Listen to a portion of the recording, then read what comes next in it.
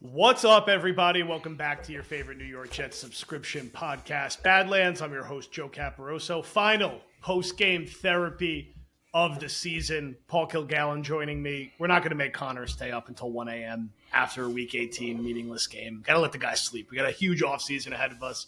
So Paul filling in admirably as he always does. We're going to talk about the Jets beating the Dolphins, picking 7th or 8th in the NFL draft, depending on how this Sunday night game plays out.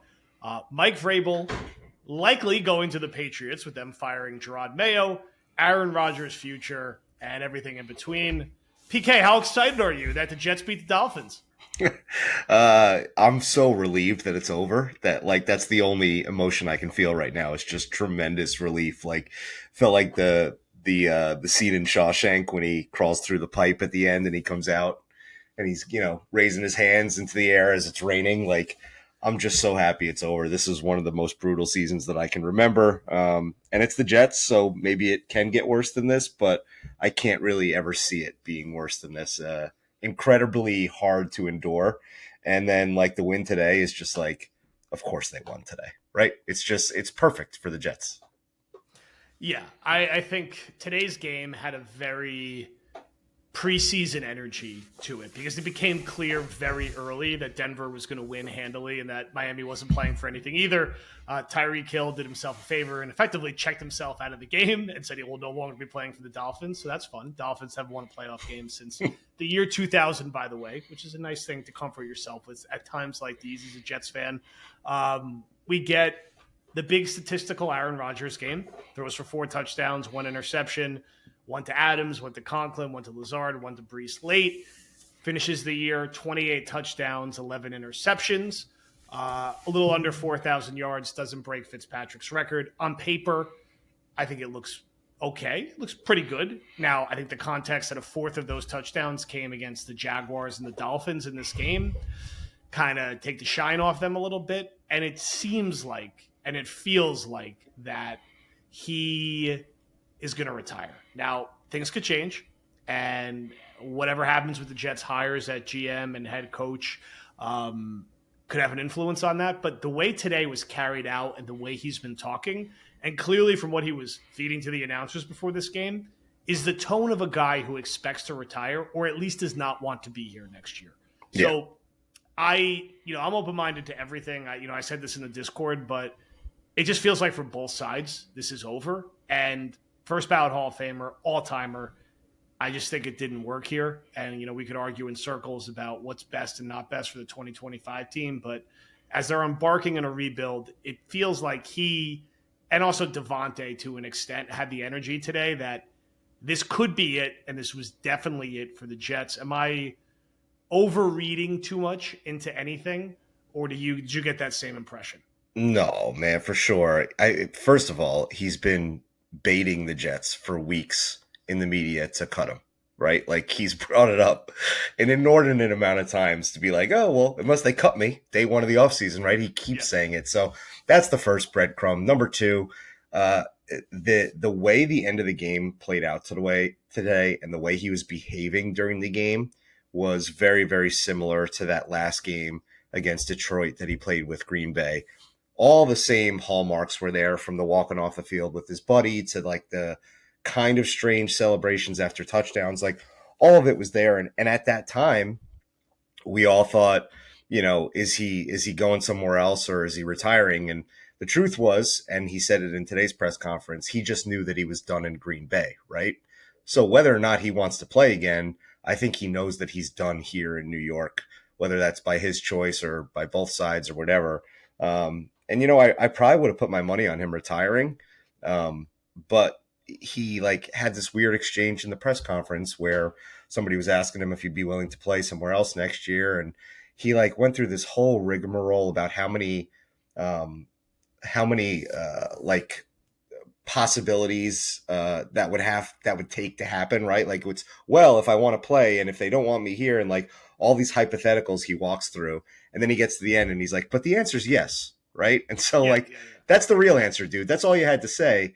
And so, yeah, it wouldn't shock me if, I think Meigs was on it early a couple weeks ago when he said that basically Rodgers is going to do whatever it takes to keep the attention on him for any quarterback needy team as we get through the summer next year. So, Yeah, I could very much see a scenario where he announces his retirement relatively early in the offseason, but it's very like it's floated out there that he's available for the right situation. I think of a Pittsburgh, I think maybe of a San Francisco, but probably not.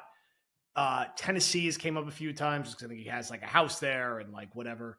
I don't know. I just feel like he's not going to be here next year. And I know there's a certain segment of the fan base that's furious about that and thinks he absolutely should be back. My general stance is that it should be up to the new GM and the head coach. However, my expectation, and all things being equal, when you are launching a new rebuild and you are launching a new era, you want your new head coach and his staff and his style to be the center of the universe, the center of the building, and to have the carryover of the sort of AAU silliness from this year of like me and my buddies getting stats and having fun. I just don't know how that fits with next year's team. Now, there could be a version of it that comes together because his coaching search is really wide open now. That makes sense, but you just get a feel for these things, and it just feels like it's just done. And today's game, like there's not much to analyze from today's game, right? The Dolphins were an abomination with Huntley, who couldn't even like hold onto the ball without dropping it. The Jets moved the ball well on offense. Like they threw the ball well. It was 15, 16 targets for Devontae, who's still really good and made a lot of great catches. Garrett, again, relatively minimally involved, did hit 100 catches this season, which was nice to see. Good to see Brees like out in space a little bit, but he didn't get a ton of carries. Yes, the defense finally gets some turnovers. I'm not going crazy that Ashton Davis got 2 interceptions the last week of the year against Snoop Huntley. Like, cool. We'll all forget about it. I promise by this time next year. I saw a thing on Twitter that was like, it was just a picture of Ed Reed and it said Ashton Davis in games that don't matter. Yeah. I mean, like you think back as a fan to this game, like Flacco versus Skylar Thompson. I shared a random YouTube of like Brooks Bollinger versus Kelly Holcomb in like 2005. Like, these games don't mean anything, and nothing that happened in this game meant anything. I'm sorry, they're 5-12. Like what was the biggest news that happened in the late window that was bluntly a kick in the balls, because I'm always going to be honest and transparent with you guys, is that the Patriots decided to fire Gerard Mayo when it seemed like a week or two ago that they weren't. They won today. They blew having the first pick in the draft, which makes this even kind of odder and darkly funny in some ways. But all of the chatter and rumors coming out of this is that this is to line up to get Mike Vrabel. And I think, with everything we discussed with Vrabel this week, and I think Zach would say this himself, is that the Jets had a really good chance to potentially be the front runner for Vrabel unless the New England job came open, which I think would be his top preference. And you put aside that he played there and had a ton of success. They have Drake May in place. They got $100 million in cap space. I don't think Kraft is a great owner by any means, but he's certainly better regarded than Woody Johnson. I think the Patriots have struggled a lot since Tom Brady left, but I'm also not naive to the struggles that the Jets have had. And I'd be lying to you if I said I expect anything except for Mike Vrabel to be the Patriots head coach. So NFL, crazy things happen. Maybe he gets into it with the Krafts. He doesn't get everything he wants. Sadly, what looks like happened is that, and this is business, so I don't begrudge anybody, right? He helped press the Patriots' hand a little bit by taking a very early interview with the Jets, getting it out there how well it went, how serious they were about it, that he's going to talk with other teams. And I'm sure he will still talk with other teams. The Patriots legally will have to talk with other candidates. I expect within about 14 days, Mike Vrabel will be the Patriots head coach, which sucks. And I'm not going to act like it doesn't. Where that leaves the Jets, and from a bigger picture, it sucks because I think Mayo was pretty terrible, and I would have liked to see him continue to be the Patriots coach for that reason.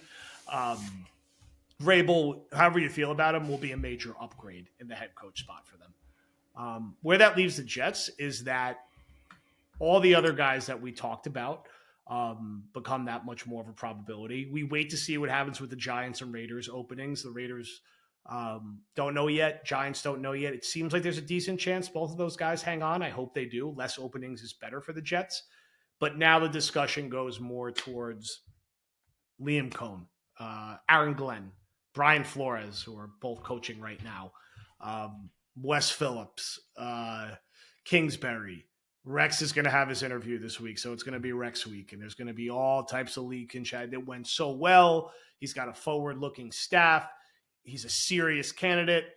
I think also Meeks called this out in our group chat, but now post Vrabel, I think more of the focus is going to go to the GM search, which we haven't talked about as much post Dimitrov, really, because Vrabel was sort of the one guy where you'd hire the head coach before the GM. I feel like now maybe you're back to a hiring the GM before the head coach. We'll see. But I also think it's more likely this goes on a little longer now. But that was bigger news than what happened in the Jets game. And look, I'm more bummed about the Jets not having a last place schedule than the draft implications. Effectively winning the game looks like, as the Lions are winning right now, famous last words, drop them from 6-7, which sucks. Every pick helps and counts. I would much rather pick 6th than 7th or maybe even 8th. This isn't like dropping from like 4th to 11th or something. It's not great. I'm annoyed that their schedule is going to be slightly harder, and their schedule also would have been a little more like fun and interesting. If they would have played the Giants, they would have played the Titans instead. Now they're some of the games they're playing Dallas instead. It's a little more challenging on paper early. But the Vrabel news, it's annoying. So what was your initial reaction to that, and where do you think the head coach search goes from here, and how would you sort of rank the favorites at this point? Yeah, so a couple final thoughts on Rodgers before we get to the coaching stuff. So my in-laws live in Seattle. They're big Seahawks fans, and their local post-game show today was talking about Aaron Rodgers as a possibility for them next year, which is interesting. Yeah. So, like, obviously the league is still talking about him, right? Yeah. And he's still a thought on people's minds. And it'll be funny to see how that all plays out. And, like, I think in terms of like the fans that do want to cling on to Aaron Rodgers, I think it comes back to like, you have to take a step back a little bit and realize that, like, to make a metaphor, like when you've been in an abusive relationship for so long, like it's a little bit difficult sometimes to see like, oh, but he loves me. Right. And at the end of the day, all it really comes down to with the question of bringing Aaron Rodgers back for one more year or not is, can you win the Super Bowl with him? Because it's not a long-term answer. It's not even a 2 or 3 year answer anymore. It's purely a 1 year thing at this point.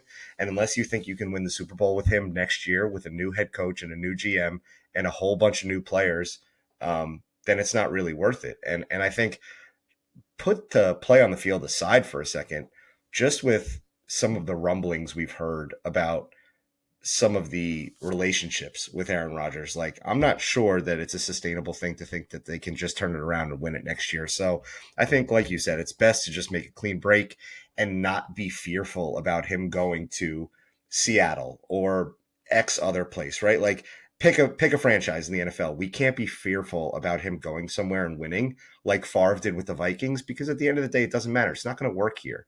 And the sooner we can all kind of like realize that, the better we can all move on. And I think, to get to the coaching stuff, the only place it really made sense was in a situation like bringing in Vrabel or bringing in Rex, where you knew, like, it was like, all right, like, it's going to be full systems go for 1 year. And then with Vrabel, it was going to be, okay, then they're going to build after that. And with Rex, it was, well, God knows what happens after that, right?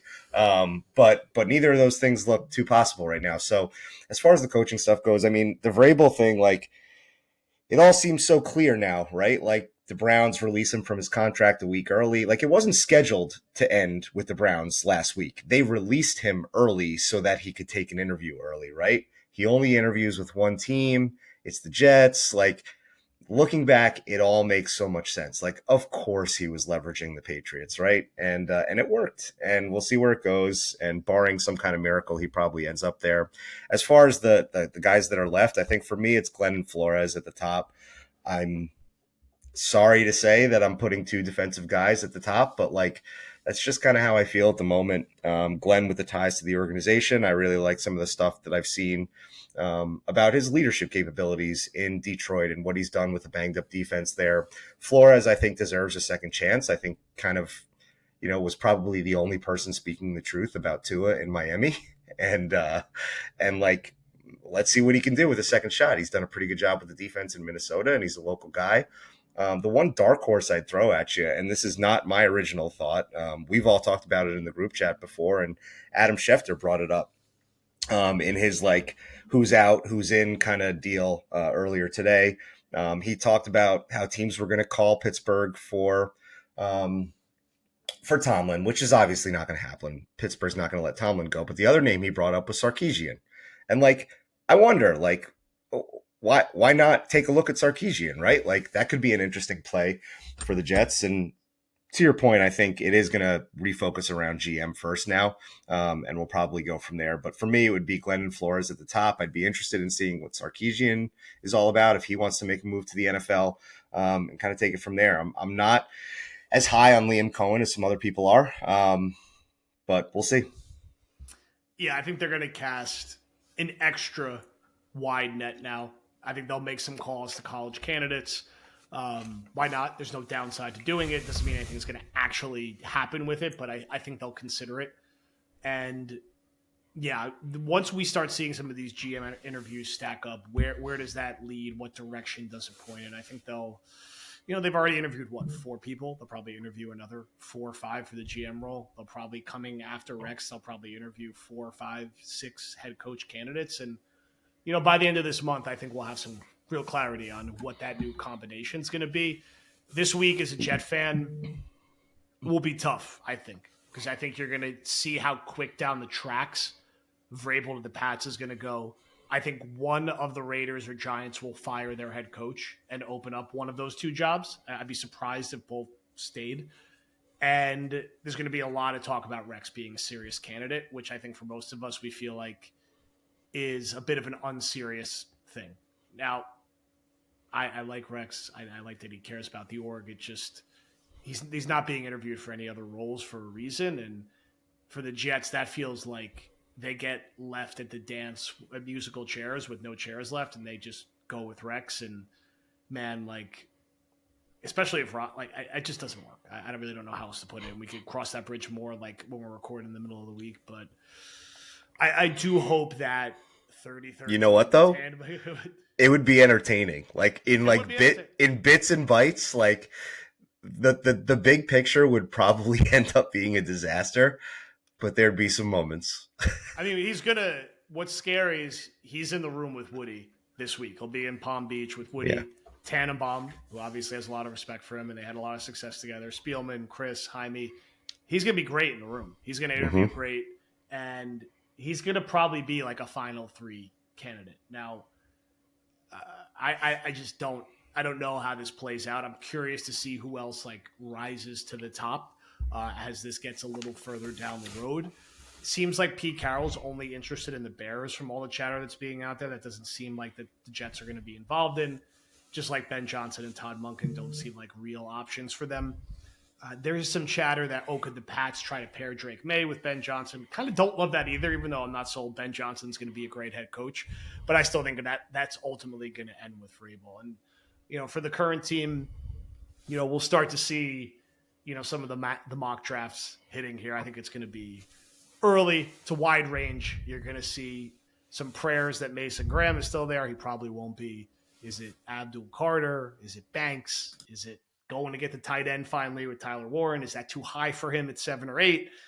We always talk about trading down. I don't think they're in a spot where they're going to trade up. There's too many people in front of them who are going to want a quarterback. People will be watching to see if Allard changes his mind and declares. How does that shake up the top 7 or whatever? It's going to be a very wide open top of the draft, and you'll see, I think, a big spread of where this pick could land. And I think maybe the pick and obviously what happens at quarterback and some of the other moves will be informative from that. I'm trying to keep an eye on any like the post-game quotes that jump out. Only one I saw so far was from Brees, who basically said, hard to win when you fire your head coach and GM mid-season. Obviously, that's nonsense, as the Jets didn't fire their head coach and GM mid-season the 2 years prior and still stunk. Actually had, we're 7-10 both those years.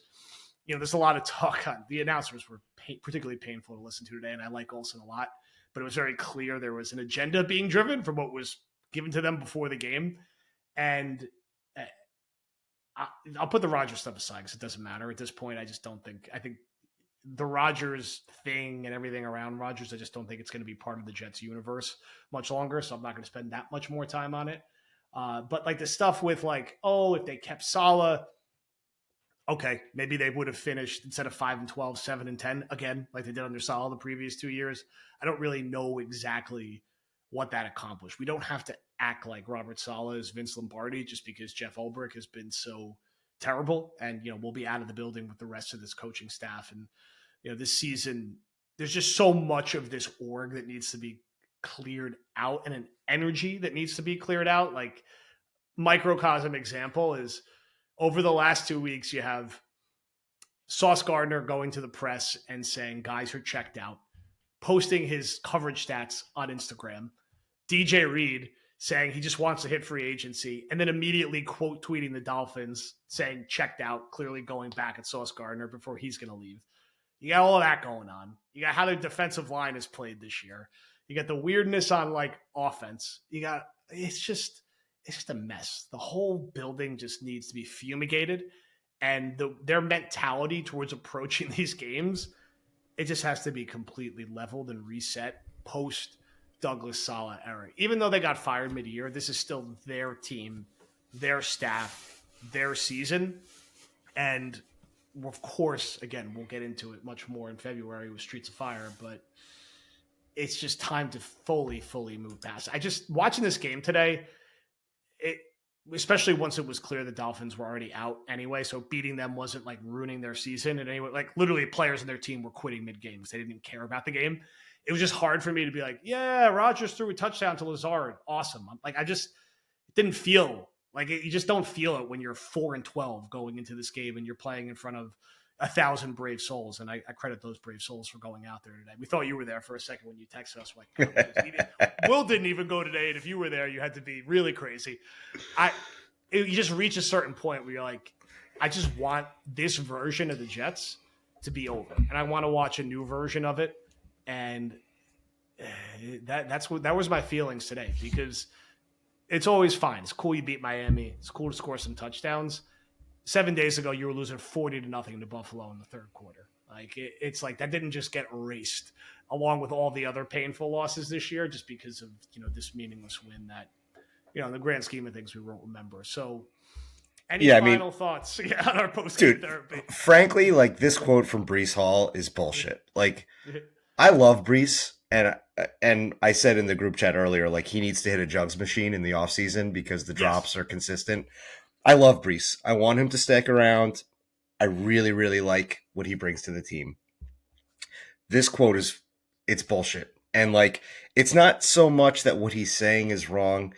It's that he shouldn't say it, right? Like, you don't need to do that. You don't need to say that.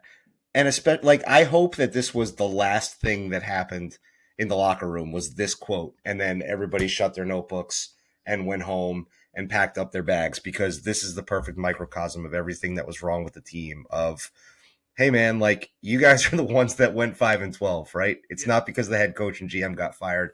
You lost the 2 previous seasons too, right? Nothing anybody did this season was good enough. Everybody was constantly pointing fingers, and this is the perfect sum up of it all. And for him to say that is just completely unnecessary, and it's annoying. And to use your word, like fumigated is the best word you could possibly use. Like, they need to get the stink out because it's gross.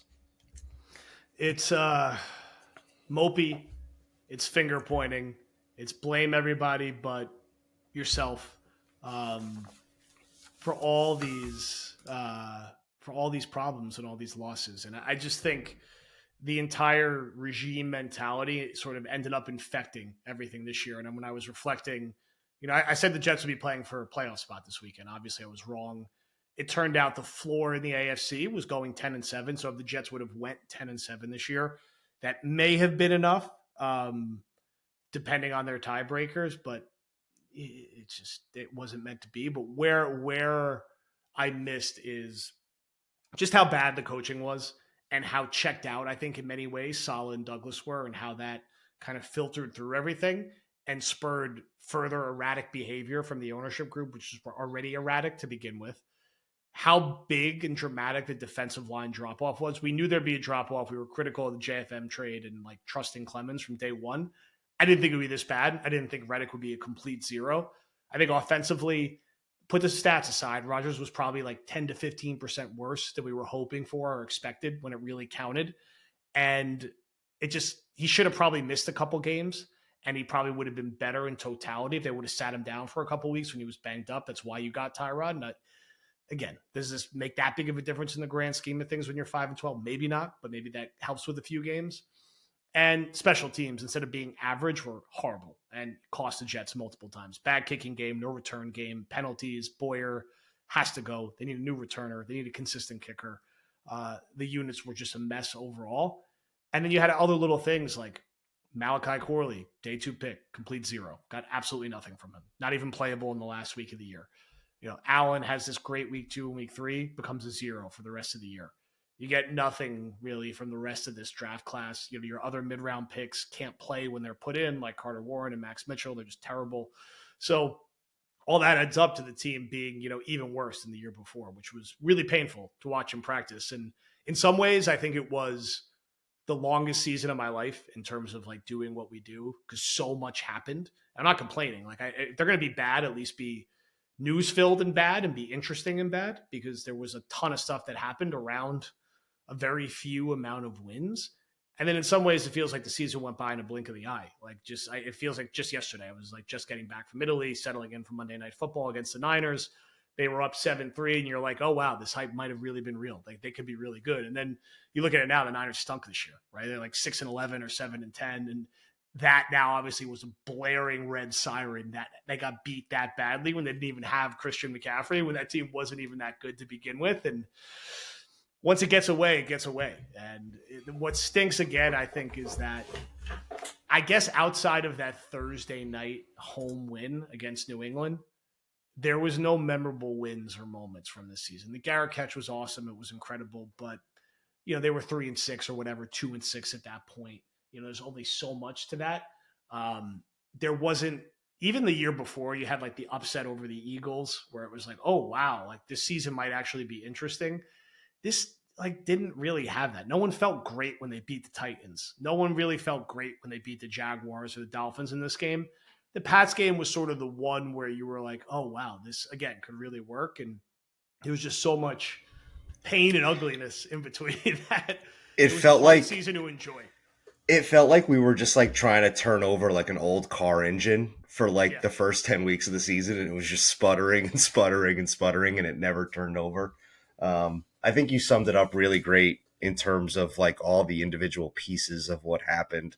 I think if I take a slightly different look at it, like if I try to write an epitaph on like why the Rodgers era didn't work from like a kind of a higher level theory standpoint, I think what may have happened is that Rodgers came in here and he behaved a certain way when he was in Green Bay. And that was because it was the Green Bay Packers and there was a culture established there, and he could do the things that he does. And the culture was underneath it to support those things. So when he flipped out at a wide receiver for dropping a ball, or got too emotional on the sideline, or called out ownership for something, like the culture was there to support it, right? And he gets here, and you combine that with the culture not being here for the Jets, a mopey GM, a mopey head coach, and a bunch of young, impressionable guys who don't understand that you can only behave like that if you have your shit tight and you're a Hall of Famer and you're doing everything right? And they see this guy and they think this is what excellence looks like, is I call out other people, right? And it formed this like perfect cocktail of finger pointing and just shit mess, where like what we were left with at the end was just like this stink, right? That it didn't work out. The culture was not there to support that kind of behavior, and it all collapsed in on itself. And I think probably like the big error was that kind of leadership that Rodgers has only works if the structure is in place to support it. And I think we all thought that he was going to be the structure. He was going to come in here and provide it. But the reality is it needs to be there before you have that guy in place. And so I think like potentially it was doomed from the start, right? Like it was never there to begin with. And I'm not sure if it was ever going to work based upon what we know now, having watched it for 2 years. And it's really sad because we all had a lot of hope the last 2 years. Yep. And now we go to where the Jets can't lose, and they always win somehow. The offseason. And an offseason that will have their first head coaching search. since before the 2021 season. Their first GM search since before the 2020 season, or whenever weird time ended up firing. Yeah, that wasn't even really a GM search. Yeah, that was like it was just kind of weird post-draft thing out of nowhere. So their first conventional GM search since really before 2015. Their search for a new quarterback, most likely, but probably some lingering news around that. The top 7-ish draft pick, top 8 draft pick, and plenty of other questions that will be sorted out. Garrett Wilson's future, Sauce Gardner's future. It's going to be a very eventful few months. So we're locked and loaded. This is kind of like our prime time. We cover the Jets, and this is when the news and the action really picks up. So we'll be ready to go. We got a full slate this week. We got other guys tomorrow. We got Flight Plan. We got podcasts with me and Connor Tuesday, post-Rex interview, War Room Wednesday, draft season from Meeks and Dalbin, Buck the Trend, TOJ Talks, 12-pack, and then gearing up towards Streets of Fire premiering on February 10th, which will be layered on top of all of our other content. We won't be slowing down the other content. We'll just be making that additive for our War Room tier, so make sure to upgrade and check that out. Discord show will start in late January. Get in there and throw your hat in the ring for a show there. Live show April 11th. We'll have the details out and available by February 10th. Keep an eye out for some new merch drops. Got a lot of stuff coming. We're going to be very busy. And it's a bummer always to do our last post-game party / therapy. It's a fun segment. We've done hundreds and hundreds of these now. But there'll be other stuff to fill the gap, no doubt. And happy to put this one behind us. Happy to look towards a new season, some new faces, some new voices, some new energy. And it can only get better after a season like this. They could be really bad again this year. At least they won't have the crippling high expectations that they had. Your final words for the 2024, even though it's now 2025 Jets, who finish at 5-12. Two less wins than they had last year with Tim Boyle, Trevor Siemian, and Zach Wilson. You know, as for the post-game party therapy thing, like, I know you're not of Irish descent, you're Italian, but this is very much like an Irish wake here, where we're kind of celebrating that it's over. We're all, everybody's getting loose here and getting drunk. But yeah, man, I mean, like I said, I'll just go back to what I said at the beginning. I am glad it's over. This one was not a fun one to be a part of. It was misery pretty much all the way through. And I'm actually, like, honestly feeling good about the fact that we get to cover the offseason now, because it will be more fun than what we've been covering the last 17 weeks. I agree. So thank you, everyone, for listening. Thank you for hanging in there. We're on to the offseason. We're on to greener pastures. God willing, make sure to check the feed throughout the week. Enjoy your Monday, and we will talk to you soon.